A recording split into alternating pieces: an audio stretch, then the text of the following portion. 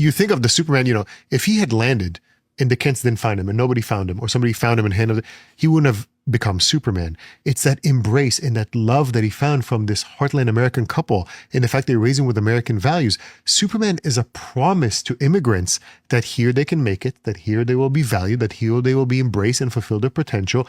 And he's a powerful reminder to Americans, which we need today as much as ever, that being an immigrant is all American. That's right. That's right. That's who we are. Right? Which is very much a part of the story and a part of the lore, right? Like being the only Kryptonian. He is an immigrant to this country, He's a right? refugee. Like, yes, he's a Holocaust. refugee. Yes. Raised by, in a foreign land. Like how people forget that and don't make the association. And hopefully now a few more people watching this will know, and maybe they'll tell their friends, and that's how we, I come with this beautiful ethnic garb, my talis, my mother gave me, that kind of traditional garb, and I have these powers of my culture. And these powers come from my culture. They come from my heritage. But in America, that's the only place under America's yellow sun and embracing, all American values that raised me.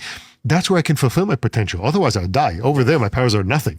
Superman fought Nazis in the comics long before America did. Yes. And comic books were created because Jews who were creatives, writers, artists, entrepreneurs couldn't find a job. In the Depression and the fact that it was perfectly okay to say no Jews allowed or have quotas, they created comic books. Yeah, there was something in 1940 called the Kindertransport, where parents who could not bribe enough to get out of whatever Nazi-occupied land was could do whatever they could to send their kids away. Sometimes they hid their kids in coffins. Sometimes they put them in trunks. Sometimes they bribed, but they had enough for the kid. And they sent the kids away. Sometimes there's stories of kids leaving on ships from ports as the Nazis were raiding the port, And most of them arrived in England, some of them to the States, some from England to the States, and they arrived in with letters of, always hold in your heart the pride of your great heritage, live as one of them. That's Superman. Yeah. He's a Kindertransport. And it's a story of Moses because history repeats itself. Put in an ark, sent adrift to save his life, raised by people on his own. It all comes back full circle.